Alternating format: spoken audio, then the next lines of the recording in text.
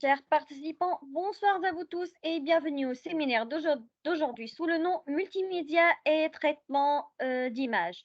Ce séminaire se tournera autour de l'introduction, la définition d'une image, les caractéristiques d'image, les types d'images, les images 3D et enfin le traitement d'images. Tout cela avec Dr Iqbal Sayahi, membre du corps professoral de l'Université de Mid-Ocean. Accordons maintenant la parole à Dr Iqbal. Dr Iqbal, la parole est à vous. Vous pouvez commencer votre séminaire. Merci infiniment, Madame Malak, de m'avoir cédé la parole. Bonjour à tout le monde, bonjour au public assistant. Donc, comme vous le venez de signaler aujourd'hui, on va vous présenter une petite conférence, un séminaire dont j'ai choisi la thématique à la croisée du multimédia, exploration et innovation du traitement d'image. Donc ici, ou bien aujourd'hui, on va parler un tout petit peu du multimédia, à quoi elle sert, qu'est-ce que c'est déjà le terme multimédia. Ensuite, on va dévoiler ensemble particulièrement le domaine du traitement d'image. Donc, on va parler qu'est-ce que c'est déjà une image, à quoi elle sert, ses caractéristiques. Et donc, on va parler un tout petit peu de domaines de recherche qui s'appliquent sur les images. Donc, je veux me servir de ma petite expérience au niveau du traitement d'image parce que, à la base, je suis chercheur au domaine de cybersécurité et multimédia. Donc, pour atteindre ces objectifs, je vous propose le plan suivant. Donc, je vais introduire tout d'abord la thématique qu'on va donc aborder aujourd'hui. Ensuite, je vais vous définir qu'est-ce que c'est déjà une image donc, dans le jargon informatique. Ensuite, on va parler ensemble des caractéristiques des images, les types des images, et puis je vais m'intéresser particulièrement aux images 3D ou bien aux objets 3D, c'est-à-dire à 3 dimensions, parce que de nos jours, c'est la tendance. Pratiquement, on utilise des objets 3D partout. Donc, on va voir quel est le spécial dans cette catégorie d'images-là et pourquoi on se servit toujours des images 3D dans des applications vivales, conviviales, telles que le domaine médical, le domaine satellitaire et pas mal d'autres domaines. Et puis, donc, on va voir ensemble les différents domaines de recherche qui portent sur les images. Donc, particulièrement, on va parler des méthodes de traitement d'images. Donc, commençons par définir qu'est-ce que c'est déjà le multimédia. En fait, le terme multimédia dans le monde informatique, ça signifie l'art de représenter des informations en se basant sur des outils et des techniques spécifiques. C'est-à-dire, on va utiliser donc une infrastructure matérielle spécifique qui permet de représenter l'information, mais cette représentation-là, elle est différente. On va essayer de transmettre l'information en combinant plusieurs types de données qu'on appelle objets multimédia. Donc, objet multimédia, c'est toute façon ou bien c'est toute méthode qu'on utilise pour représenter l'information. Et généralement, en multimédia, on a 5 objets qui sont le texte, l'image, le son, la vidéo et dernièrement, ils ont donc créé ou bien ils nous ont proposé ce que j'ai appelé un objet 3D. Donc, le fait de combiner ces types différents, le fait de combiner ces objets-là de nature différente pour transmettre l'information, pour représenter l'information, c'est bien évidemment ça, le multimédia. Donc, bien évidemment, si on va représenter de façon différente l'information, on aura 2 catégories d'informations. Une information discrète, là où il n'y en a pas l'accent, c'est une information fixe dont la représentation est toujours stable, telle que les images et le texte. Dans ce cas-là, on ne va pas parler d'une évolution de l'information au cours du temps. Il y en a d'autres informations qui sont continues, dont la représentation évolue au cours du temps, telle que le son, qui est spécialement une onde sonore qui évolue et qui transmet de l'information au cours du temps, et les vidéos qui est un ensemble d'images qui transitent donc aussi au cours du temps. Et dans ce cas-là, on peut dire que le son et la vidéo, ce sont des informations de type contenu. Donc, pourquoi Pardon, on a eu… docteur, mais Oui, pardon, docteur, nous ne pouvons pas voir la présentation. même si j'ai partagé mon écran, je vais voir. Donc, je m'excuse, normalement, je l'ai partagé. Je vais le faire encore une fois. Hein. Peut-être il s'est arrêté dû à la connexion. Est-ce que vous voyez l'écran maintenant? Oui, nous pouvons la voir. Veuillez me D'accord, très pardonner bien. Je pour reviens. vous avoir coupé la parole. Avec plaisir, docteur Madame Malak. Est-ce que vous avez vu déjà ce diapo ou bien je refais la présentation? C'est pas grave, même si nous ne l'avons pas vu, vous pouvez continuer. Très bien, très bien. Donc, pourquoi on a eu recours à cette représentation différente de l'information? Parce que des études faites, ils ont montré que on sauvegarde ou bien on peut sauvegarder en mémoire ou bien on peut garder trace de 10% de ce qu'on lit uniquement, de 20% de ce qu'on entend, de 30% de ce qu'on voit, de 50% de ce qu'on entend et voit. Et vous pouvez ici remarquer que lorsqu'on est en train d'utiliser deux façons de représenter l'information, le taux de sauvegarde et le taux de compréhension, ça augmente. 60% de ce qu'on dit, parce que déjà, ce qu'on va dire, il a été déjà donc sauvegardé dans notre mémoire. 70% de ce qu'on pratique et 80% de ce qu'on pratique et on expose. Et du coup, on peut dire après ces statistiques-là que plus on change la façon avec laquelle on représente l'information, plus on combine plusieurs objets multimédia, on aura un taux d'assimilation et un taux de compréhension et un taux de sauvegarde plus intéressant. Et c'est pour ça, pratiquement de nos jours, partout, on est en train de représenter l'information en utilisant plusieurs objets multimédia. Et on peut dire pour clôturer cette introduction-là que j'entends et j'oublie, je vois et je me rappelle, j'expérimente et j'apprends. Et du coup, il fallait toujours penser à utiliser plusieurs objets multimédia si vous voulez donc passer l'information à autrui.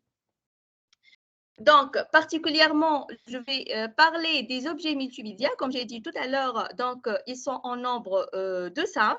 Donc, l'idée a commencé avec la numérisation du son dans les années 1970. Donc, c'est là où les gens ils ont commencé à travailler avec les multimédias, avec les représentations différentes de l'information. C'est là où la numérisation a commencé à prendre place dans le monde de technologie. Donc, les gens ils ont commencé à numériser, sauvegarder, publier, dupliquer et transmettre nos paroles, notre voix, donc des séquences sonores qu'on sauvegarde. 10 ans après, ils ont pensé à autre façon de représenter l'information du monde réel. Ils ont mis en place ce qu'on appelle les images.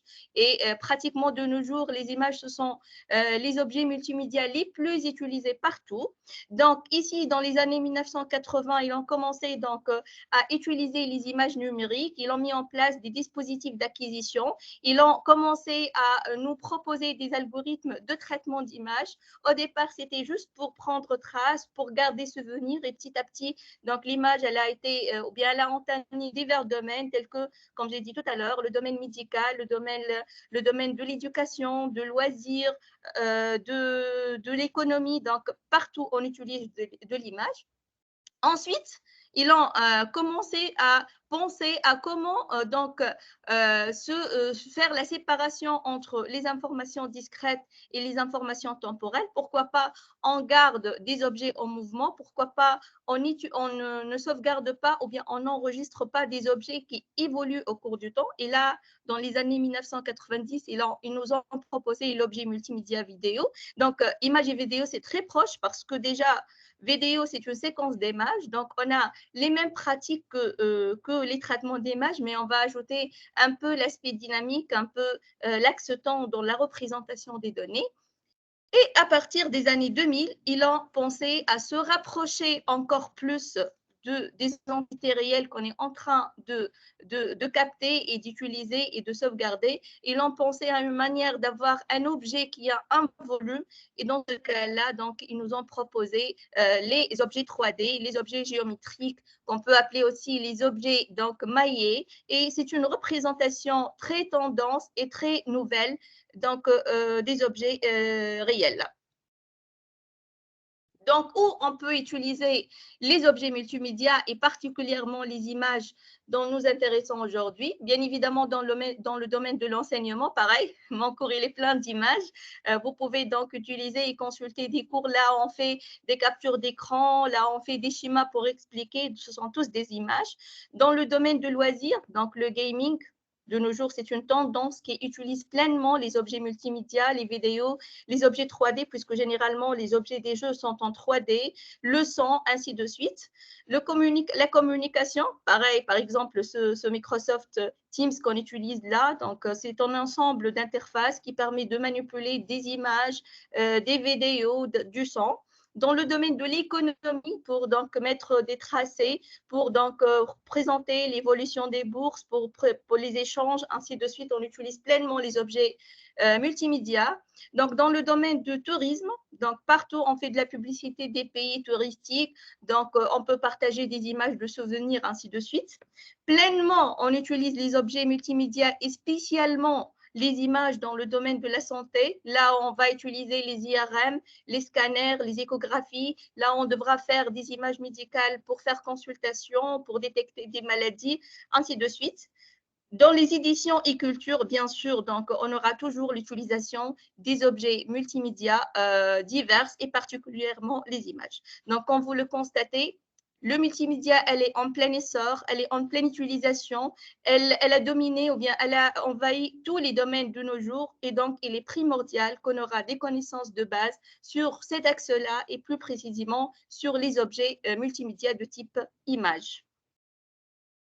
Donc, commençons par définir déjà qu'est-ce que c'est une image, dans le jargon informatique, bien sûr. Donc, une image, c'est une représentation visuelle de l'information. C'est une façon avec laquelle on peut garder trace d'un objet, d'un être vivant ou même d'un concept et qu'on peut la sauvegarder donc, comme étant un fichier numérique apte à être copié, apte à être transmis, apte à être sauvegardé dans notre ordinateur ou dans n'importe quel appareil électronique qu'on est en train d'utiliser. Bien évidemment, puisque l'image, c'est un objet qui est sauvegardé dans un fichier numérique, donc l'unité de représentation de l'image, ça s'appelle un pixel. Et un pixel, par définition, c'est le point lumineux qu'on est en train de détecter lorsqu'on analyse une image. Et on peut dire donc qu'une image, c'est un ensemble de points colorés qu'on appelle pixels. Donc, bien évidemment, pour enregistrer une image dans notre ordinateur, après une phase de numérisation, donc après qu'elle sera captée par une caméra, donc on peut choisir diverses extensions telles que le JPEG, le PNG, le BMP, le BGM. Ce sont tous des extensions qui font la même chose. Ils nous donnent la main d'enregistrer une image sur notre ordinateur. Mais c'est quoi la différence? La différence, c'est au niveau de la taille de l'image. La différence, c'est au niveau de la palette de couleurs utilisée. C'est au niveau donc de la taille de pixels, ainsi de suite. Mais tous, ils ont la même mission, c'est le fait de sauvegarder l'image numérique sur notre ordinateur ou bien notre téléphone ou bien tablette ou n'importe quel appareil qu'on est en train d'utiliser. Donc, on peut dire qu'une image, c'est une représentation visuelle d'un objet réel qui peut avoir plusieurs types. Elle peut être naturelle ou bien artificielle. Naturelle, on fait l'acquisition d'une scène naturelle. Artificielle, c'est nous qui créons l'image, telles que les logos, les diagrammes et pas mal d'autres types d'images artificielles. Visuelle, c'est-à-dire les couleurs sont visibles et détectables par l'œil humain. Non visuel, ça nécessite des appareils pour explorer l'image. Donc réel, c'est-à-dire ce sont des êtres humains, des êtres vivants, des arbres, donc tout ce qui est en relation avec notre monde réel, ou bien une image conceptuelle, là où on décrit des concepts donc logiques qui n'existent pas dans notre monde réel. Donc vous voyez quelle est l'ampleur de la représentation des informations en utilisant les images. Donc, l'image dans le contexte multimédia maintenant, c'est une image destinée à être vue sur écran, c'est-à-dire les images sont tous visualisées sur nos écrans et elle devra être apte à être sauvegardée dans un fichier numérique qu'on appelle un fichier binaire. C'est-à-dire, une fois on prend une acquisition avec la caméra, une fois on est en train d'élaborer un diagramme, nous devons être aptes à visualiser cette image-là sur notre écran et à l'enregistrer sous forme d'un fichier pour une autre consultation après, ou bien pour un partage, ou bien même pour le faire passer à un programme pour la traiter. Donc, lorsqu'on fait l'acquisition d'une image avec du caméra, donc on aura une image analogique, ce sont des tensions, parce que après tout, le caméra, donc c'est un dispositif électronique, mais on devra passer après par une phase de discrétisation, une phase de numérisation pour avoir une image numérique. Donc, ce qui diffère une image analogique par rapport à une image numérique, l'image analogique, elle ne peut pas être enregistrée sur notre appareil, elle ne peut pas être visualisée ultérieurement, elle ne peut pas être transmise et du coup, il fallait donc la numériser pour qu'on puisse exploiter et pour que notre machine, notre téléphone, notre tablette puisse comprendre cette image-là, l'afficher et la traiter. Donc maintenant, quels sont les types d'images qu'on peut rencontrer dans notre parcours? Donc, il y en a 3 types d'images. Les images binaires, les images niveau de gris et les images couleurs. Donc, j'ai mis dans ce diapo une image qui réfère à chaque type. Donc, vous voyez que la différence, c'est au niveau de couleur. Donc, ici, pour l'image binaire, c'est que le noir et le blanc. On n'a que 2 couleurs possibles. Donc, ça rappelle bien les images médicales. Les niveaux de gris, ce sont des images tout en gris. Donc, on aura une palette de couleurs, mais cette palette de couleurs-là, elle comporte que toutes les nuances de gris. Il n'y a pas d'autres couleurs à afficher. Et aussi, on utilise cette catégorie d'images pleinement dans le domaine médical.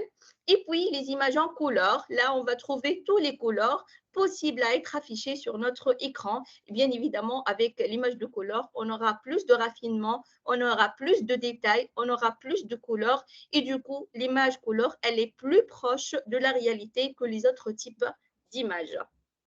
Donc, je vais commencer par l'image binaire. Donc, comme j'ai dit tout à l'heure, elle est une image composée par 2 couleurs, le noir et le blanc. Et du coup, chaque pixel, chaque point lumineux qui compose l'image, il devra être en noir ou bien en bleu. On n'a que 2 possibilités. Et donc, si on va enregistrer cette image-là de façon numérique, donc on aura que 2 valeurs possibles, que le 0 et le 1. Donc, le 0, c'est la valeur des pixels en noir et le 1, c'est la valeur de pixels en blanc. Et du coup, donc, si on va afficher une image dont le fichier est composé que des 0 et des 1, on aura une image parfaitement noire et blanc. Passons maintenant aux images du niveau de gris, comme je vous ai dit tout à l'heure. Donc, c'est une image là où il n'y en a que des nuances de gris. Donc, on aura donc des valeurs qui est incluse dans l'intervalle 0,255. Vous remarquez, on a passé de 2 couleurs possibles, de 2 valeurs possibles à tout un intervalle de valeurs et donc à tout un intervalle de couleurs en gris. Et du coup, le 0, ça veut dire le noir. Le 255, ça veut dire le blanc. Et toute valeur inclue entre 0 et 255, elle va refléter une couleur grise avec une nuance différente. C'est pour ça qu'on va dire qu'on est en train de présenter la même image, mais avec des nuances de gris différents. Donc, puisqu'on a 255 valeurs possibles, donc on devra coder notre information sur 8 bits. C'est-à-dire, puisqu'on va enregistrer l'image en binaire, c'est-à-dire chaque valeur du pixel, elle devra être écrite sur 8 bits et cette valeur-là, elle devra être comprise entre 0 et 255. Je vous donne ici quelques exemples. Donc, le cercle en blanc, donc tous les pixels y contenant, ça sera donc de valeur 255. Donc, ce rectangle-là, il est en noir et du coup, tous les pixels appartenant à ce rectangle auront la valeur 0 parce que c'est du noir. Le carré qui englobe le tout, c'est un gris foncé, donc sa nuance, c'est 85. Et du coup, tous les pixels appartenant à cette carré-là, donc, ou bien à ce carré-là, donc, ils auront la valeur 85. Et finalement, le triangle, il est plus clair, il est plus proche du blanc que du noir. Et du coup, sa valeur, c'est 170. Elle est donc supérieure aux pixels qui appartiennent au carré en gris foncé. Donc, vous voyez, on est en train d'attribuer donc une valeur à chaque nuance du gris. Et lorsqu'on va sauvegarder notre image sur l'écran, on va donner à chaque point lumineux une valeur qui reflète la couleur qui est donc censée être représentée à cette position-là dans l'image. Passons maintenant aux images couleurs. C'est une autre approche parce que dans l'image en couleur, on aura pas mal de couleurs. On a presque toutes les couleurs possibles qu'on peut modéliser. Et pour représenter numériquement une image en couleur, on devra utiliser les trois couleurs primaires qu'on a étudiées dans les cours de dessin à l'école, qui sont le rouge, le vert et le bleu. Et du coup, on sait tous que lorsqu'on a fait ce cours-là à l'école, ils nous ont dit que lorsqu'on combine ces couleurs primaires-là, on aura toutes les couleurs possibles dans le monde. Et du coup, pareil, dans le monde numérique, c'est la même chose. Une image en couleur, c'est une représentation de trois canaux. Un canal qui représente l'image avec la nuance du rouge, mais cette nuance, elle diffère d'un pixel à un autre. Et puisque aussi ici, on est en train de représenter toutes les nuances de rouge, et du coup, on aura une valeur dans cette canal-là entre 0 et 255. Dans le deuxième canal, c'est le vert. Et du coup, on aura toutes les nuances de vert dans cette imagette-là. Donc, on aura des valeurs de 0 à 255. Et puis, finalement, le canal bleu. Donc, elle représente toutes les nuances de bleu de cette image-là. Et on aura aussi des valeurs entre 0 et 255. Et bien évidemment, lorsqu'on va mixer, lorsqu'on va additionner ces images-là, on aura une image couleur avec toutes les couleurs possibles. Et du coup, on peut dire que chaque pixel au sein d'une image couleur, il contient trois valeurs possibles, contrairement aux images binaires et aux images nuances de gris, là où chaque pixel, il a une seule valeur. Pourquoi dans l'image en couleur, chaque pixel, il a trois valeurs possibles? Parce qu'il a une valeur qui représente le pourcentage du rouge, une valeur qui représente le pourcentage du vert et une valeur qui représente le pourcentage du bleu. Et du coup, la somme de ces trois pourcentages-là, ils nous vont nous donner une autre couleur qui n'appartient pas à la palette des couleurs primaires. Voilà donc un exemple. Donc ici, donc, le carré, il est en bleu. Et du coup, on aura 0 pour le pourcentage en rouge, 0 pour le pourcentage en vert, mais 255 au niveau du pourcentage en bleu, pour dire que c'est nettement le bleu. Donc, le rouge, donc 255, 0, 0. Donc, on a tout le pourcentage du rouge et on n'a aucune trace de bleu et de vert.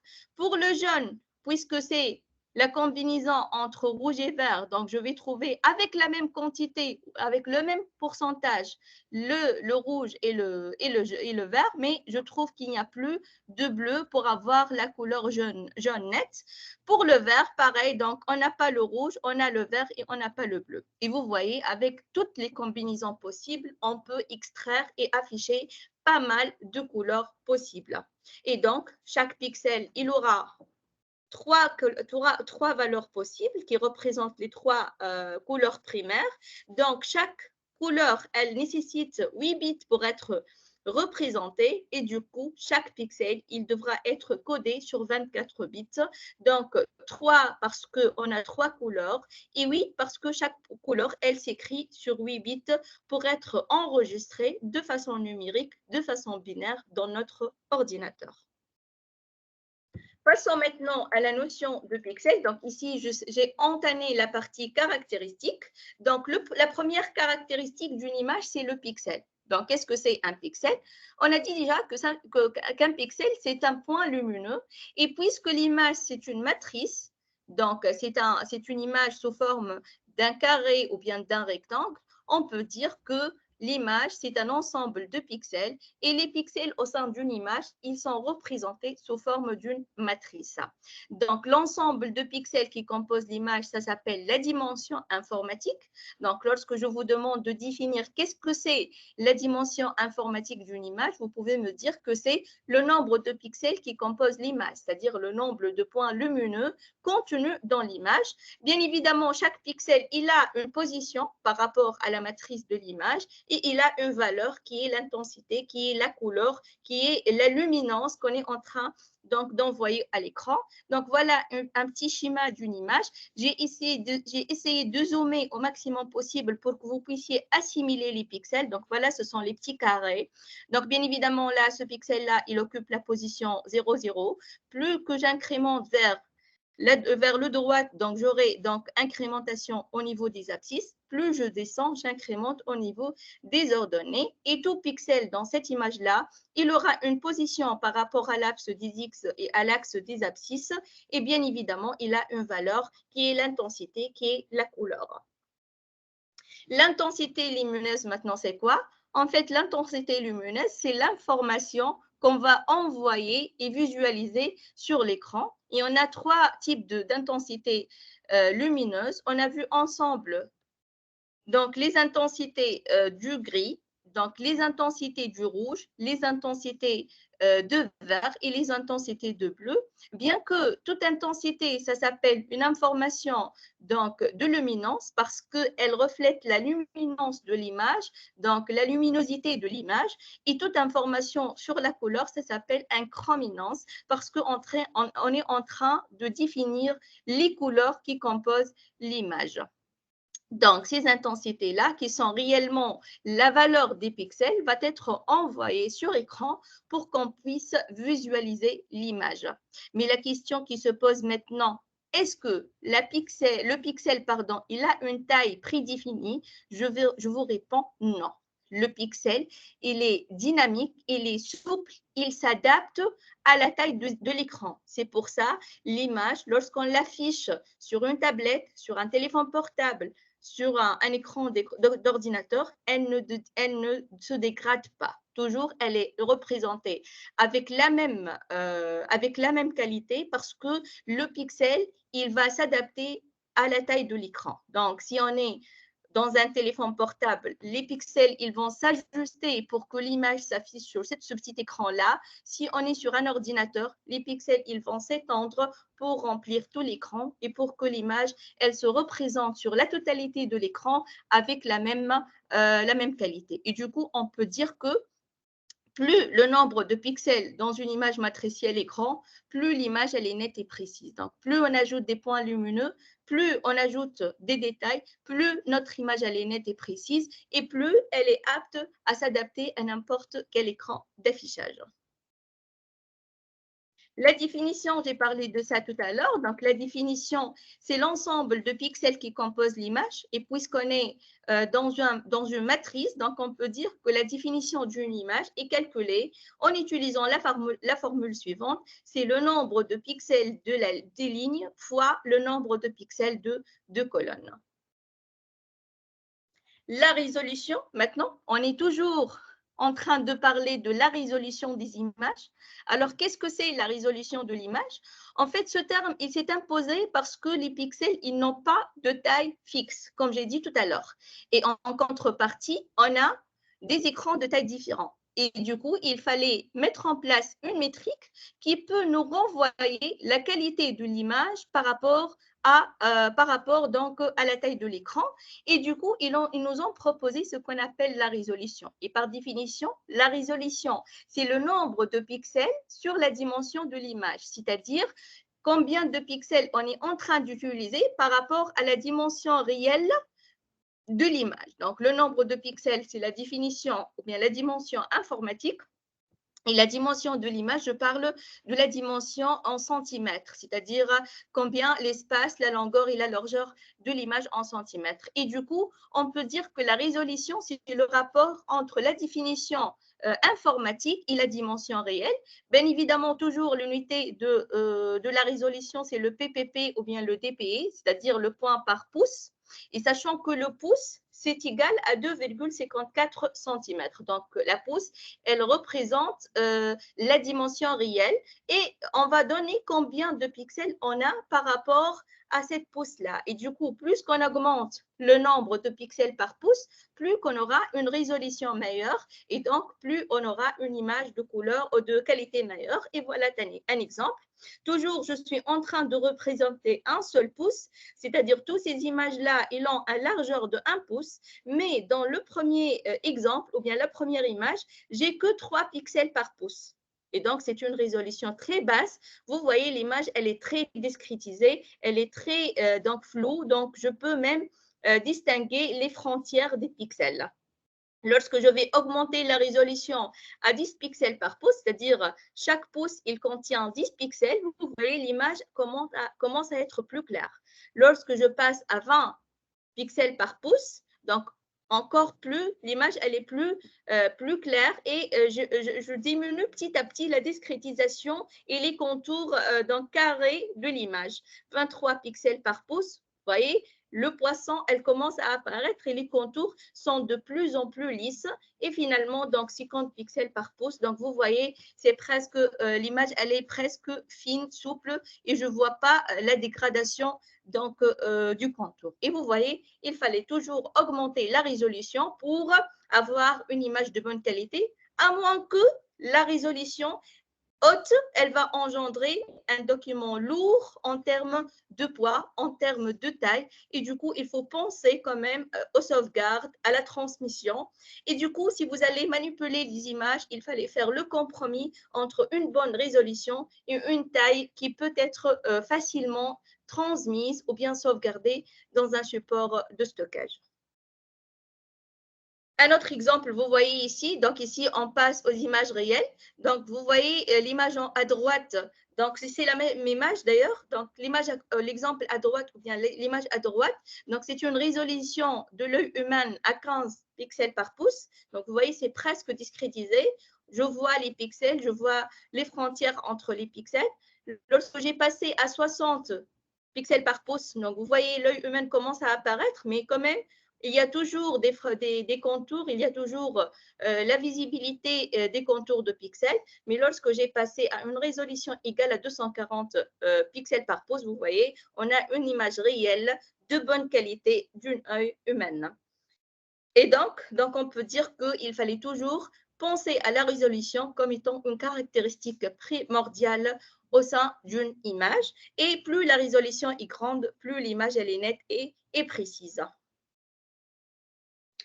Passons maintenant à un autre type d'image que j'appelle les images 3D. Donc, pourquoi les gens ils ont transité vers les images 3D? Parce que en fait, ils ont remarqué que même pour les vidéos, on représente toujours les entités du monde réel de façon plate. Ils n'ont pas de volume. Toujours, c'est une représentation plate qui ne donne aucune information sur la taille réelle, sur le volume. Et du coup, ils ont pensé à mettre en place durant les années 2000, une nouvelle façon de représenter le monde réel tout en se rapprochant encore plus aux entités représentées.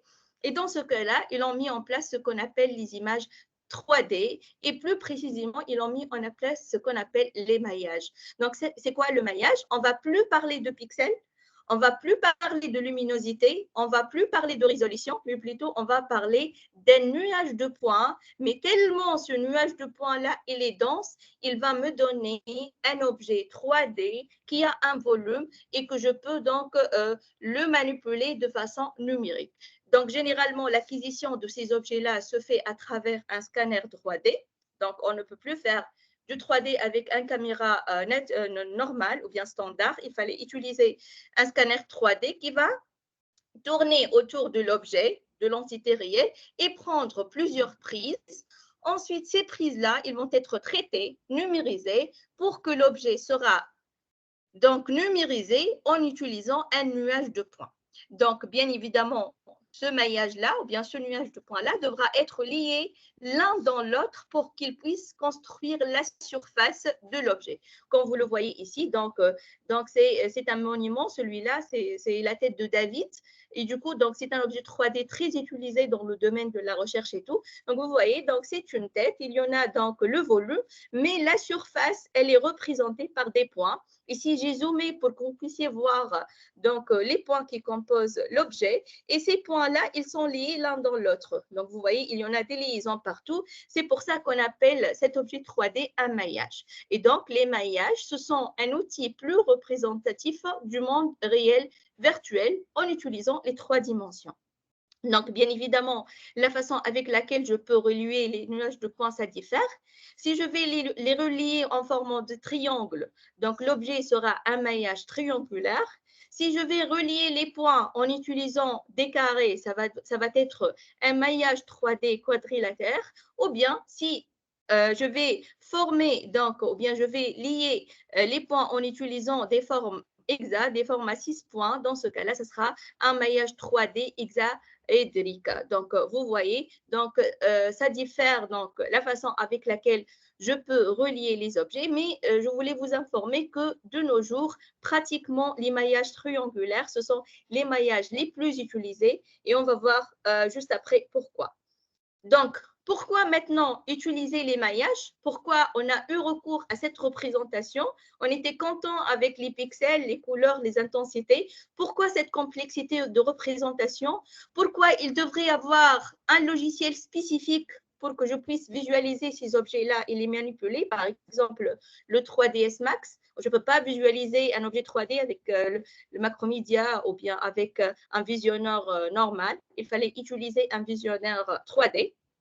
Parce que, tout d'abord, il est plus recommandé pour les géométries relativement complexes. Si on a un objet complexe à modéliser, les images standards plates ne font pas l'affaire. Donc, il fallait penser à une autre représentation pour faire montrer la géométrie complexe de l'objet. Et parfaitement, c'est les objets 3D qui permettent donc de représenter les objets complexes. Bien sûr, c'est plus simple et flexible parce que ici, on a tout le détail, on a tout le volume de l'objet et du coup, pour le manipuler, pour l'analyser, pour extraire de l'information, ça sera plus simple et plus flexible. Bien évidemment, il permet une approximation planaire d'une surface. Donc, je peux avoir une surface, je peux donc distinguer donc, ce qui existe à la surface de l'objet. Je peux même ajouter une texture à cet objet-là pour le faire différencier par rapport aux autres objets, par exemple, ou bien pour chercher de l'information, ou bien pour extraire des informations. Et il permet une résolution de détails fins et une gestion de topologie arbitraire. Donc, c'est avec ces maillages-là que je peux donc faire une étude de résolution. C'est là où je peux ajouter des détails à l'objet, comme je peux chercher des détails à l'objet si je vais donc utiliser ce maillage-là comme étant un input à un programme intelligent de détection, de classification ou bien d'analyse et de visualisation.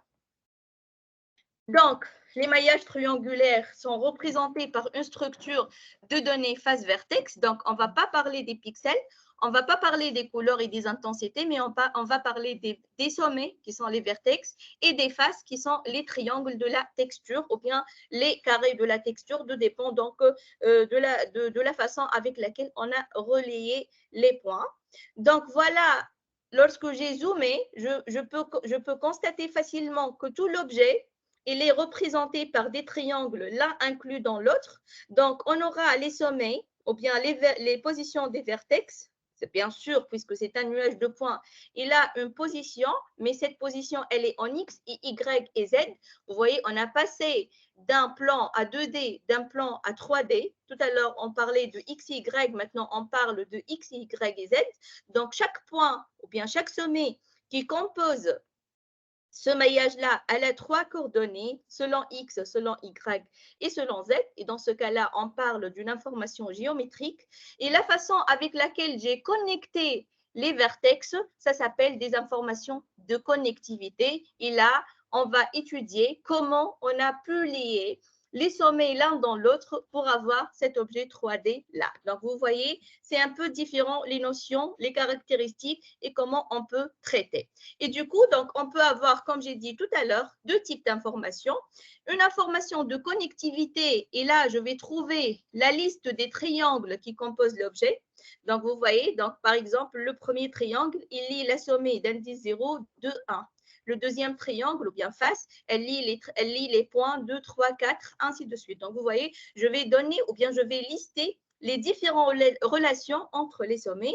Et de l'autre part, je devrais donner la position des sommets en X, en Y et en Z.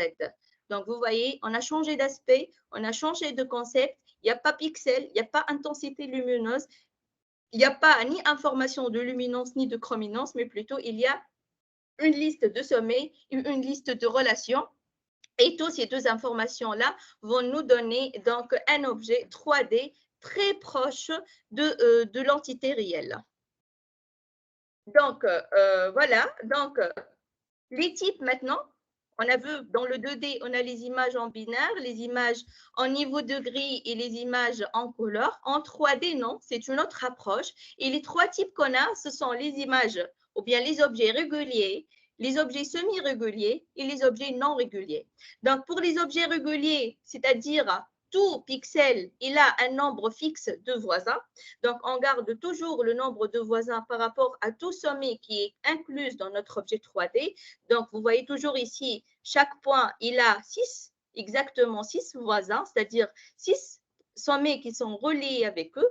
Un semi-régulier, c'est qu'on aura deux possibilités possibles concernant le nombre de voisins, c'est-à-dire on aura des pixels, par exemple, qui ont 3 voisins, qui sont reliés exactement à 3 autres sommets, et il y en a d'autres qui ont 6 voisins, c'est-à-dire ils sont reliés à 6 sommets, tel que l'exemple de deux pixels ou bien 2 sommets pardon, en vert. Et du coup, on n'a que deux voisins ou bien que 2 nombres de voisins possibles. Dans ce cas-là, on n'est plus régulier, mais on est semi-régulier parce qu'on a limité le nombre de voisins possibles à 2. Par exemple, par contre, pour le maillage non régulier, il n'y a aucune restriction sur le nombre de voisins. Il n'y a aucune restriction ou recommandation sur le nombre de voisins par pixel. Et du coup, je vais avoir des sommets qui ont 2 voisins, d'autres ils ont 3, d'autres ils ont 5, d'autres ils ont 9. Tout dépend donc de l'objet, donc comment il a été structuré en sortant du scanner 3D qui a assuré donc l'acquisition. Et du coup, je voulais vous dire que généralement, les objets en sortant du scanner 3D, ce sont des objets non réguliers et on devra faire passer ces objets-là par un programme pour qu'on puisse les transformer tous en des objets semi-réguliers en faisant le raffinement et en supprimant quelques points ou quelques vertex de cet objet-là parce que avec le semi-régulier, on peut facilement traiter, on peut parler de la notion de multirésolution, ainsi de suite. Donc, qu'est-ce que c'est? Donc, déjà un objet semi-régulier ou bien un objet donc multirésolution. Donc, vous voyez, l'objet 3D que j'ai affiché donc à gauche, donc c'est toujours, je travaille avec l'objet David, c'est-à-dire la fameuse tête de David. Donc, vous voyez, les triangles sont tous donc de même taille et l'objet il est trop abstrait, il n'y a pas de détails. Donc lorsque j'ai commencé à raffiner, c'est-à-dire à le transformer en un objet semi-régulier, donc les détails augmentent dans l'objet. Et comment je peux faire le raffinement? Donc je vais définir les milieux de chaque arête et je vais relier les arêtes de milieu entre eux. Et du coup, vous voyez, donc j'aurai des triangles imbriqués. Donc, si je vais raffiner encore plus, je vais détecter encore plus les milieux des arêtes et les relier. Et donc, avec cette façon-là, j'aurai plus de détails dans l'objet. Et en augmentant le nombre de triangles imbriqués, en augmentant le path de l'objet 3D, on aura de plus en plus un objet avec plus de détails. Et là, on parle de la multirésolution. Donc, les triangles, les gros triangles qui existent juste à la surface, ça s'appelle des triangles donc, de résolution faible. Et en entrant dans les triangles imbriqués, on est en train d'augmenter la résolution de plus en plus. Et le triangle qui existe à la couche la plus profonde, c'est le triangle qui a la résolution la plus haute. C'est là le détail le plus fin de l'objet. Et du coup, donc on peut dire que cet aspect multi-résolution, il permet une évolutivité de la résolution et adaptation aux ressources matérielles. Il est assez lisse pour convenir à l'analyse multi-résolution. Il permet vraiment d'entrer dans les différentes résolutions, dans les différents détails qui composent l'objet 3D. Voilà, donc on a terminé avec tout ce qui est objet multimédia image. On a parlé de ce nouveau type d'image récemment apparu et il est utilisé abondamment dans différents domaines, donc dans les images satellitaires, dans les objets 3D pour avoir ou bien pour représenter les organes en 3D. Donc, dans les jeux vidéo de nos jours, toujours, on travaille ou bien on joue avec des avatars en 3D et qui sont en mouvement.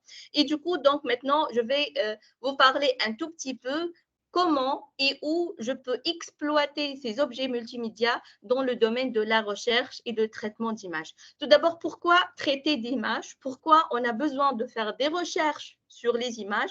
Parce que ça permet donc d'utiliser pleinement les données, parce que les images, ils nous donnent une quantité importante d'informations qu'on peut faire passer à un classifieur pour faire de la classification, à un détecteur pour détecter les objets, les mouvements, les contours, les maladies, ainsi de suite. Ça permet donc de faire passer l'information de façon plus souple et compréhensible.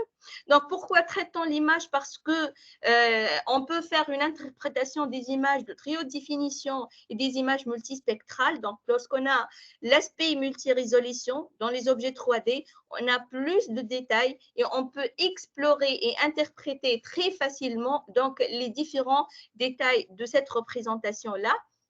Bien évidemment, on traite l'image pour reconstruire des objets 3D dont l'utilisation, comme je vous ai dit tout à l'heure, elle est partout de nos jours. Et on traite parfois les images pour avoir donc des images plus jolies. Ici, je parle des filtres qu'on trouve toujours dans nos appareils, dans le Snapchat et dans n'importe quel autre outil que vous utilisez pour embellir vos images. Donc, tout se fait avec des procédés de traitement d'images. Donc, comment peut-on traiter l'image? Tout d'abord, on devrait commencer par une phase d'acquisition en utilisant que ce soit des caméras avec l'image 2D ou bien des scanners 3D pour des objets 3D. On devra passer par la numérisation pour rendre ces images-là numériques, parce qu'une fois les objets sont analogiques, on ne peut pas toucher, on ne peut pas traiter, on ne peut pas donc manipuler. Et du coup, donc, il fallait les transformer en des fichiers binaires pour qu'on puisse les faire passer à nos programmes. Maintenant, une fois on a déjà donc une image donc numérique, on peut appliquer pas mal de traitements. On peut appliquer les filtres. Ici, les filtres, ils ont deux rôles possibles, soit les filtres qui aident à éliminer les bruits, à améliorer la qualité donc de l'image, ou bien les filtres donc avec lesquels on peut donc ajouter et embellir donc les images qu'on est en train de traiter ou bien de manipuler. Il y en a d'autres programmes qui permettent la détection de contours. Ici, je parle, par exemple, lorsque vous utilisez votre téléphone portable et lorsque vous commencez donc à prendre photo, il affiche votre visage ou bien le contour de votre visage. Ici, donc, c'est un programme qui tourne en arrière-plan et qui est en train de détecter les contours. Et pareil, la détection de contours, ça peut être, comme j'ai dit tout à l'heure, dans des caméras téléphoniques, mais ça peut être dans d'autres contextes plus sérieux, tels que la détection des contours de maladies dans les images médicales, tels que si on fait la surveillance, par exemple, des personnes âgées à la maison et du coup, donc, on lance la sauvegarde des mouvements de cet adulte-là ou bien de ce de ce personne âgée-là, donc on peut détecter donc les contours de son corps et du coup, s'il se rapproche d'une menace, par exemple escalier ou bien fenêtre ou bien autre, on pourra donc lancer l'alarme, ainsi de suite. Donc, on peut aussi faire de la segmentation sur les images, c'est-à-dire on va décomposer l'image en objets et on va extraire les objets qui existent. Et généralement, donc la phase de segmentation, elle est précédée par une phase de classification. Donc, je vous donne un exemple. Donc, supposons qu'on est toujours dans le domaine médical et j'insiste sur le domaine médical parce que pratiquement c'est le domaine qui utilise le plus les images dans ces disciplines et de nos jours, on parle de l'e-santé, la santé électronique ou bien la santé donc intelligente, là où il y en a des appareils qui aident à faire le diagnostic, qui aident à détecter les maladies, qui aident à alléger donc le travail du staff médical. Mais j'insiste toujours, ces programmes intelligents-là ne peuvent jamais remplacer la présence d'un médecin. Donc, ce médecin-là, ou bien ce staff-là, il va juste aider ou bien il va juste utiliser donc ces technologies intelligentes pour l'aider donc à alléger son travail, mais on ne peut plus remplacer donc sa présence dans donc les centres hospitaliers. Et donc, je reviens à notre contexte. Donc, généralement, la segmentation, elle est précédée par une phase de classification.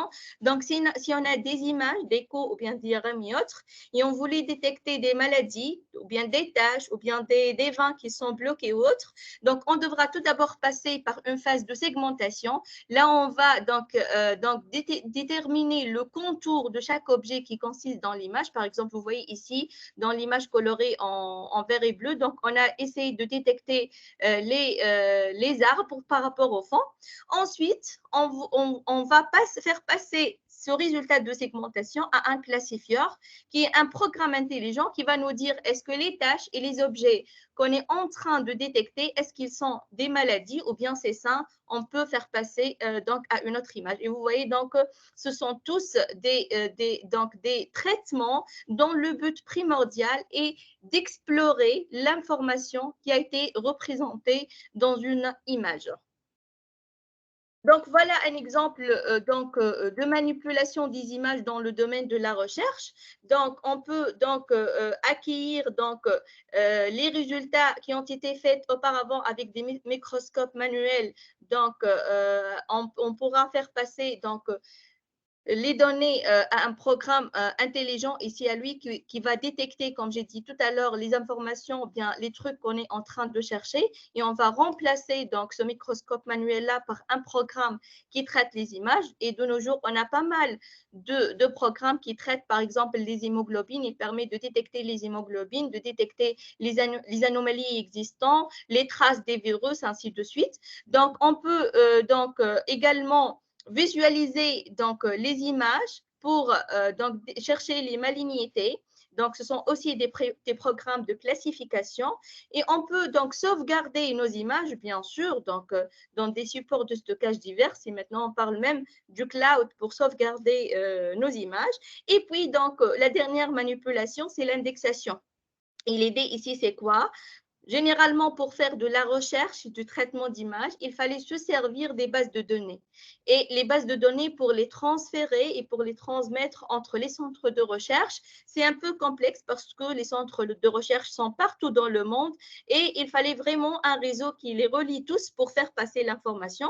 Et une fois on a les images, il fallait toujours prendre avis d'un médecin pour voir est-ce que le traitement qu'on est en train de faire ou bien l'application, est-ce qu'elle est correcte ou pas, est-ce que les résultats trouvés sont corrects et pas. Donc, c'est pour ça, dans le domaine de traitement d'image, on a toujours besoin d'une validation clinique, à part donc la validation théorique qu'on est en train de faire.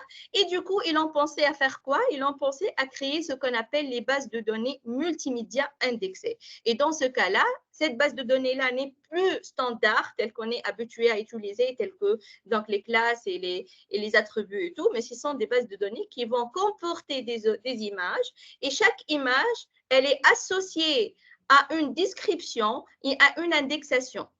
Et du coup, si je vais chercher une image dans cette base de données-là, il fallait juste donner l'index, donner les mots-clés et il y en a des programmes spécifiques qui vont nous extraire tous les objets de type image ainsi que leur description pour faciliter l'affaire aux chercheurs, pour faciliter l'affaire à ceux qui traitent l'image, pour tester leur code, pour tester leur programme sans avoir besoin de faire une validation clinique avec les spécialistes du domaine. Donc voilà un autre axe de recherche que j'ai oublié d'expliquer, c'est ici j'ai mentionné le tatouage. Donc ici je parle du tatouage numérique et c'est un aspect très important de la sécurité. Donc en fait l'idée c'est quoi? Donc pour garantir l'authenticité, pour garantir la sécurité, pour garantir le copyright des images et des objets 3D qu'on est en train de manipuler, ils ont pensé à ajouter des informations de copyright au sein de l'image, au sein des objets 3D, au sein des vidéos, au sein des ondes sonores. Mais le problème, c'est que ces informations-là qui vont être ajoutées à l'image ne doivent pas être visibles. Ça, c'est d'une part. De l'autre part, ils ne doivent pas détériorer la qualité de l'objet multimédia. Ils ne doivent pas être psychovisuellement visibles. Et une fois on va utiliser des métriques de calcul de qualité, ces métriques-là ne doivent pas détecter que les images tatouées sont différentes par rapport aux images brutes. Et donc, le concept, c'est quoi? Si j'ai des images et des objets 3D et que je voulais partager tout en garantissant mon copyright, c'est moi la personne qui a créé ces images-là, c'est moi la personne qui a élaboré ces objets 3D. Donc, je vais mettre donc des informations de copyright, je vais les insérer de façon non visuelle dans l'image et je vais transiter ces informations-là. Toute personne qui va faire des changements sur cette image-là ou bien qui va divulguer l'utilisation de cette image-là, je peux la détecter en extractant les données de copyright et en vérifiant les informations par rapport aux informations initiales que j'ai insérées. Et du coup, donc, le tatouage, donc, c'est un mécanisme très puissant dans le domaine de cybersécurité appliqué sur les images et les objets 3D en général. Donc, en contrepartie, on peut utiliser la cryptographie, qui est aussi donc un outil très puissant pour sécuriser les images qui transitent via l'Internet. Les images médicales, là où la déontologie médicale est importante et primordiale, mais ce qui diffère la cryptographie par rapport au tatouage, c'est que la cryptographie, elle chiffre, c'est-à-dire une fois je crypte, une fois je protège l'image, elle ne sera plus visible. Donc, tous les aspects d'information dans l'image seront cachés et je vais voir juste un canal en des gris et des noirs. Là, il n'y en a aucune information. Mais le tatouage, non, l'image reste visible, les informations sont là et les données de copyright sont sauvegardées à l'intérieur de façon cachée, de façon non visible. L'indexation, on a parlé de ça tout à l'heure, la segmentation aussi. Je vais parler maintenant de la compression. En fait, qu'est-ce que c'est la compression? La compression, elle est primordiale si on va partager des images et des objets 3D et surtout pour les objets 3D parce qu'ils sont volumineux en termes de taille physique par rapport à une image plate. Et du coup, donc, pour faire sauvegarder, pour transmettre, pour partager, il faut minimiser la taille des objets multimédia. Et dans ce cas-là, je devrais passer obligatoirement par des algorithmes de compression. Et ici, il y en a deux types des algorithmes de compression. Il y a les compressions avec perte et les compressions sans perte. Donc, les deux, ils vont minimiser la taille, mais avec la compression sans perte, si je vais décomprimer l'image, je vais la retrouver telle qu'elle est initialement. Donc, il n'y a aucune perte et du coup, donc, je peux avoir donc l'image d'origine une fois je décomprime. Donc ici, c'est très intéressant dans les domaines là où l'information, elle est obligatoire et je devrais jamais perdre de l'information. Et donc, on essaye de représenter l'image autrement pour diminuer sa taille sans toucher à l'information existante. Et comme exemple, je parle d'algorithme de Huffman, de l'algorithme de RLE, de l'algorithme de LZW. Ce sont tous des algorithmes de compression sans perte. Mais ce qui est faible ou bien le point de faiblesse de ces algorithmes-là, c'est qu'ils ne permettent pas vraiment un grand gain en termes de compression. C'est-à-dire, ils ne peuvent pas vraiment diminuer de façon très remarquable la taille des images parce qu'on est obligé de ne pas supprimer de l'information, de ne pas perdre de l'information. On va juste représenter autrement. Et du coup, donc c'est vrai, on allège la taille, mais de pourcentage faible. Par contre, l'autre catégorie de compression avec perte, c'est qu'on va supprimer des informations pour alléger la taille. Et du coup, si on va réétablir l'image, on n'aura pas la même image que l'original. Bien sûr, à différence près, c'est-à-dire l'erreur, c'est de l'ordre de 10-2, 10-5, on aura même 10-7. Donc, visuellement, on ne détecte pas la différence, mais réellement, il y en a des informations qui ont été supprimées pour réduire la taille. Et généralement, ces informations-là, ce sont les informations de redondance qui se répètent beaucoup dans l'image. Les informations très fines qui ne sont pas détectées par l'œil humain, aussi, on les supprime pour alléger la taille. Et comme exemple donc d'algorithme de compression d'image avec perte, je note le JPEG et le GPG. Donc, c'est la fameuse norme de compression qu'on est en train d'utiliser. Et d'ailleurs, je voulais vous dire qu'à chaque fois, lorsque vous changez l'extension de votre image d'une extension standard à une extension GPG ou bien JPEG, vous êtes entre autres en train d'appliquer une compression avec perte sur votre image, bien que visuellement, vous ne pouvez pas détecter ça parce que c'est la différence, elle est psychovisuelle, elle est très limitée, mais vous pouvez imaginer, comparer les tailles des images originales avec la taille de l'image JPEG, vous allez constater la différence qu'il y en a perte d'information. Donc voilà, c'est tout ce que j'ai pour aujourd'hui. Donc j'espère que j'ai balayé les différentes facettes de domaine de traitement d'image, du multimédia. J'espère que je vous ai expliqué un peu donc l'importance de ces objets-là, le domaine de recherche de nos jours, là où les chercheurs ils sont en train de travailler. J'espère que cet axe-là vous plaît et que vous allez donc l'aborder prochainement dans vos études et dans vos carrières. Donc voilà, donc je vous cède la parole, Madame Malak. Merci infiniment à vous, docteur. Pour ceux qui ont des questions, veuillez s'il vous plaît soit lever la main, soit l'écrire sur le chat.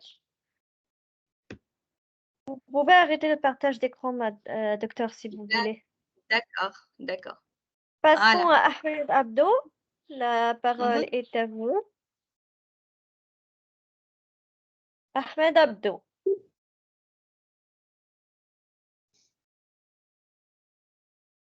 Ahmed Abdo. La parole est à vous. Bonjour. Bonjour. Bonjour. Bonjour. Oui, merci beaucoup pour ce cours. Merci à vous. Vous avez parlé des images matricielles Oui. et ça date normalement sur les petits formats comme dans les portables, dans les smartphones. Oui, Mais oui, quand oui. on veut, et ma question, et quand on veut, par exemple, imprimer un gros panneau, par exemple les gros panneaux d'affichage, on peut utiliser quel format ou y a-t-il un format, autre format que l'image matricielle? Oui, oui, tout à fait. Si vous voulez imprimer vos images avec de taille grande et vous voulez que l'image garde sa qualité, il fallait passer aux images vectorielles et pas matricielles. Donc, avec Photoshop, on a la main donc, de créer des images vectorielles et ces images-là, ils ne se dégradent pas, leur qualité ne s'influence pas au changement de la taille donc d'affichage ou bien de la taille de document d'impression. Donc, ce sont les images vectorielles. Ah, merci beaucoup. Merci à vous. D'autres questions? Donc, pour ceux qui ont des questions, veuillez s'il vous plaît soit lever la main, soit l'écrire sur le chat.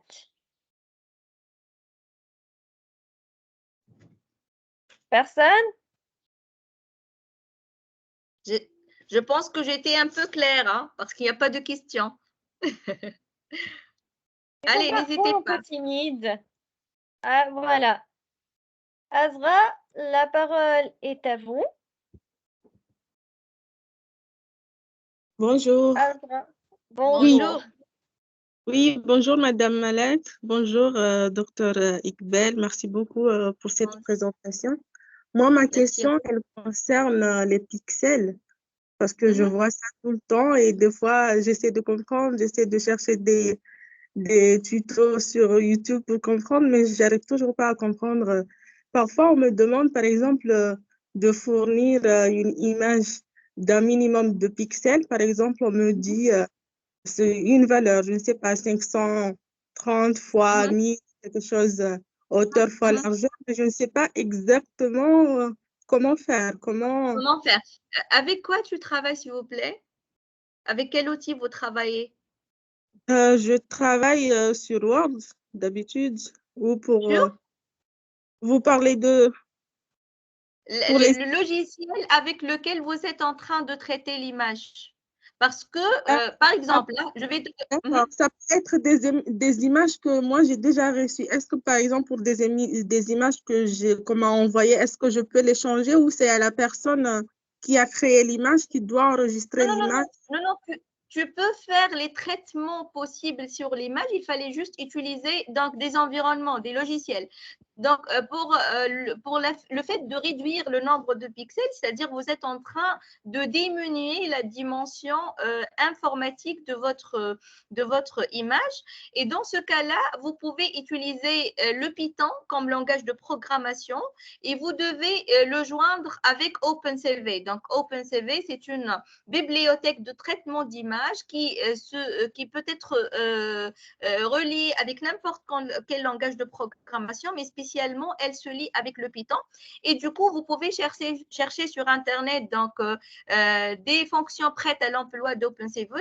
Il y en a la fonction resize. Donc, la fonction resize, elle permet de diminuer le nombre de pixels donc d'une image et on peut même faire les filtres, la détection de contours, changer les couleurs, ainsi de suite. Donc, il fallait juste utiliser cette bibliothèque-là et utiliser le langage Python si vous le connaissez et ça va vous permettre de réduire la taille et de faire pas mal d'autres traitements sur les images. Donc, ce n'est pas figé l'image. Une fois elle est créée, je peux la manipuler pleinement et je peux faire sur elle pas mal de traitements. D'accord, merci. Merci beaucoup. Merci à vous. Merci. D'autres questions? Merci. Passons à Ali Hamidi. On peut utiliser des plateformes en ligne Oui, puisque c'est juste pour diminuer la résolution. Tu peux utiliser le Colab. Donc, le Colab, ça permet de traiter des images en ligne. Donc, avec Python, tu mets le code, tu n'es censé installer aucun outil. Donc, tu crées un compte, tu entres sur Google Colab et tu mets ton code Python et il va donc te fournir le résultat sans aucune installation. Donc ici, je parle des logiciels professionnels de programmation. Je ne suis pas en train de parler avec les outils tels que les outils fournis par Snapchat ou autres. Non, je suis en train de travailler de façon professionnelle, c'est-à-dire avec des programmes d'intelligence artificielle. Super. Restons toujours avec Ali Hamidi. D'après la définition, nous ne pouvons pas dire tout simplement qu'une image est une matrice pour le cas informatique. Oui, pour les images plates, oui. Donc, une image, c'est une matrice lumineuse. Pour les objets 3D, non, cette définition ne s'applique pas parce qu'on ne parle plus de pixels, on ne parle plus de matrice, mais on parle donc d'un ensemble de points et un ensemble de triangles. Donc, c'est un peu différent. Mais pour l'image 2D, oui, c'est une matrice lumineuse. Parfait. Toujours avec Ali Hamidi. Pouvez-vous nous donner des exemples sur les cas d'utilisation des types d'images? C'est-à-dire, quand est-ce qu'il est préférable d'utiliser des images en niveau de gris ou une image en couleur pour le traitement? D'accord. Donc, pour les programmes intelligents, ils travaillent tous avec les images binaires ou bien les images niveau de gris. Donc, même si on a une image en couleur, on devra passer par une étape donc, de mise en gris pour limiter le nombre d'intensités de l'image pour qu'on puisse faire passer à un programme intelligent de détection, de segmentation ou autre. Mais donc, pour les jeux, par exemple, pour donc, le domaine de loisirs, pour le domaine de visualisation de données, par exemple avec le Power BI pour représenter et créer des chartes et tout, donc on peut utiliser pleinement les images en couleur. Et d'ailleurs, c'est conseillé parce qu'il y en a pas mal d'informations à représenter dans ce cas-là. Et du coup, les images niveau de gris ou bien les images binaires ne suffira pas, d'accord? Donc, vous êtes d'accord, si on va jouer, il vaut mieux avoir donc des interfaces en couleur, n'est-ce pas? Si on va représenter des graphes économiques en utilisant Power BI ou bien autre, on devra se servir des couleurs pour représenter de façon claire et précise l'information. Mais pour tout ce qui est programme intelligent, leur input est soit une image niveau de gris, soit une image binaire, parce qu'ils ne vont pas s'intéresser aux couleurs, à l'information de chrominance, mais plutôt ils vont s'intéresser à tout ce qui est contour, position, pour détecter donc les objets et pour faire les traitements nécessaires. D'ailleurs, Super. donc, très bien. Donc, juste une petite information, si vous le connaissez, toutes les images médicales que le staff médical il est en train d'utiliser, ce sont des images au niveau de gris. Parce que c'est là où l'information, elle peut être et extraite facilement. Oui, à vous la parole, Madame Malak. Super. Nous sommes toujours avec Ali Hamidi. Il a beaucoup de questions. Quel est l'impact des techniques de traitement d'image sur l'intelligence artificielle, machine learning et deep learning?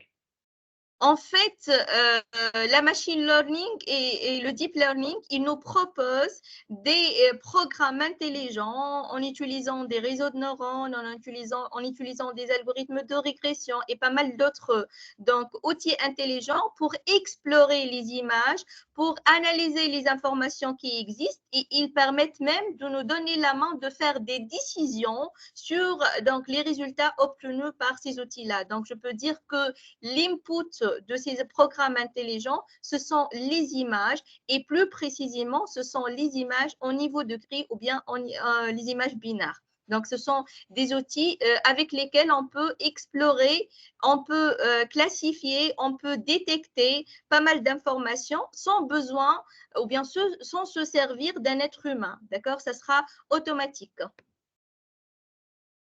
Super. Selon vous, entre les images 3D et 2D, si je peux me permettre, quelles sont les images qui représentent un avenir prometteur? Sans hésitation, les images 3D. Hein? Ok, la Ils sont dernière question. d'accord. Ali, la dernière question d'Ali Hamidi. Quelles sont les notions de base à connaître pour bien entamer ce domaine? Le domaine, donc ce que j'ai mis dans la présentation, si vous allez travailler sur les images 2D, vous devez savoir les types d'images, les caractéristiques, qu'est-ce que c'est un pixel, qu'est-ce que c'est une définition, qu'est-ce que c'est un contour, pour que vous puissiez utiliser ces caractéristiques-là pour faire tourner des programmes et traiter les images. Si vous êtes dans l'émaillage 3D, c'est un peu complexe parce que c'est un non usuel. Comme j'ai dit tout à l'heure, ce sont des idées et des approches différentes. Donc, il fallait comprendre la structure des objets 3D. Il fallait comprendre comment vous pouvez vous déplacer d'un point à un autre, d'un vertex à un autre. Qu'est-ce que ça veut dire des voisins? Comment l'information peut être représentée pour avoir les détails, les raffinements de l'objet. Mais sinon, si vous voulez entamer ce domaine-là, je vous invite à lire la documentation officielle de OpenCV. Tout d'abord, il fallait les yeux fermés travailler avec Python. Pourtant, on peut le faire avec Java ou bien C++ ou autre. Donc, personnellement, lorsque j'ai fait ma thèse de doctorat, j'ai travaillé avec le C++, mais c'était très complexe parce que comme vous le savez, le C++, il est très basique. Il n'y a rien de prêt. Donc, tu vas tout refaire, tout reprogrammer. Mais heureusement pour vous, aujourd'hui, il y en a le Python, donc cet outil très robuste, très évolué. Donc, je vous invite à lire la documentation d'OpenCV. Il y en a des exemples expliqués que vous pouvez taper et tester. Une fois vous avez lu la documentation, compris les notions de base, là, vous pouvez donc consulter les articles scientifiques qui se publient toujours sur le domaine de traitement d'images et s'orienter vers l'axe qui vous paraît proche ou bien qui vous plaît parce que, comme j'ai dit tout à l'heure, le traitement d'image, il est très vaste. Il y en a la classification, la segmentation, la sécurité, le codage. Donc, vous voyez, il y a pas mal de sous-axes ou bien de branches dans l'axe de traitement d'image. Donc, une fois vous avez eu les compétences de base, vous pouvez vous orienter vers une spécialité fine. Voilà. Super. Pour ceux qui ont des questions, Merci à veuillez vous, s'il Monsieur vous Ali. plaît. C'était très, oui, je m'excuse, Madame Malak. Donc, je voulais Ah, juste remercier. pardon. Voilà, je voulais juste remercier Monsieur Ali pour ses questions persistantes. Donc, il me semble qu'il est intéressé par le domaine de traitement d'image et j'encourage à entamer cet axe-là. Il est très fertile, il y en a pas mal de choses à faire. Splendide. Pour ceux qui ont des questions, veuillez s'il vous plaît soit lever la main, soit l'écrire sur le chat.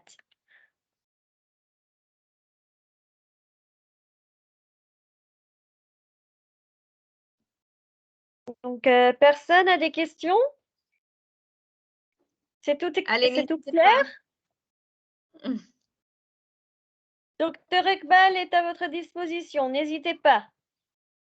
Allez-y.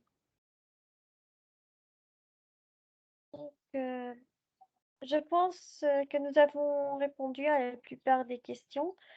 À la fin de ce séminaire, docteur, voulez-vous ajouter quelque chose? Je voulais vous remercier tout d'abord, Madame Malek, pour votre présence, pour cette précieuse coordination. Je voulais également donc remercier le public qui a assisté. Donc, je suis, comme vous le saviez, membre du corps professoral de MyDotion. Donc, si vous voulez travailler avec le traitement d'image, si vous avez besoin donc d'une petite coup de pouce, d'une aide, je suis là, je suis disponible, je peux vous aider. C'est un axe, comme j'ai dit tout à l'heure, très fertile. Donc, on l'utilise partout. Donc, je pensais qu'il est très intéressant de connaître ces notions de base et de travailler donc, dans ce domaine-là. Voilà, donc j'espère que je vous ai donné la première étape ou bien je vous ai franchi la première étape pour découvrir cet axe-là. Et voilà, donc je vous remercie pour cette opportunité dont vous m'avez accordée et à une prochaine conférence, Inch'Allah. Merci infiniment à vous, docteur, pour tous vos efforts et pour avoir donné ce merveilleux séminaire. Donc, je crois que passons à Azra avant de terminer ce séminaire. S'il vous plaît, docteur, ce sont des notions nouvelles pour moi. J'ai du mal avec le pixel, la résolution, la longueur et la largeur. La résolution, elle n'est pas fixe. Comme j'ai dit tout à l'heure, elle dépend de la taille physique de l'écran. Donc, la résolution, c'est le nombre de pixels qu'on va mettre sur la taille physique de l'écran. Par exemple, je vous donne l'exemple que j'ai un écran dont la largeur est 5 pouces. Donc, réellement, en termes de centimètres, 5 pouces, c'est 5 fois 2,54 parce que chaque pouce, il s'étale sur 2,54. Donc, la résolution, c'est le nombre de pixels que je vais mettre sur cette plage-là. Plus j'augmente le nombre de pixels, plus les pixels ils vont donc s'ajuster pour occuper la place et j'aurai une image de bonne résolution, de bonne qualité. Si je vais diminuer le nombre de pixels, je vais baisser la résolution. Pourquoi? Parce que je n'aurai pas des trous dans l'image parce que j'ai supprimé les pixels, mais plutôt les pixels vont s'étendre, leur taille va s'augmenter pour occuper cette place physique-là. Et donc, la résolution, elle est proportionnelle au nombre de pixels que je vais mettre sur mon écran. J'espère que c'est clair. Super, merci infiniment à vous, docteur, pour tous vos efforts et pour ce merveilleux séminaire. Merci à tous les participants pour avoir participé au séminaire. Pour ceux qui n'ont jusqu'à maintenant pas inscrit au formulaire du certificat de participation, veuillez s'il vous plaît vous inscrire via le lien envoyé sur le chat. Nous vous informons que pour ceux qui n'ont pas inscrit jusqu'à maintenant au certificat de participation au séminaire n'auront malheureusement pas leur certificat de participation. Veuillez s'il vous plaît vous inscrire au formulaire via le lien envoyé sur le chat. Vous pouvez également suivre les dernières actualités concernant les séminaires, formations, ateliers et l'inscription au programme d'études de l'université concernant les à partir du compte officiel de l'université sur Facebook ou du groupe WhatsApp de l'université des activités étudiants ou encore le site officiel de l'université. Merci à vous tous et nous vous souhaitons, Inch'Allah, une belle journée et nous vous verrons, Inch'Allah, dans d'autres séminaires ou encore ce soir avec Dr. Mo'min Abdelwaouf avec le neuromarketing. À la prochaine et au revoir. Nous vous souhaitons un bon vendredi. Merci beaucoup et au revoir. Au revoir. Merci et merci à vous.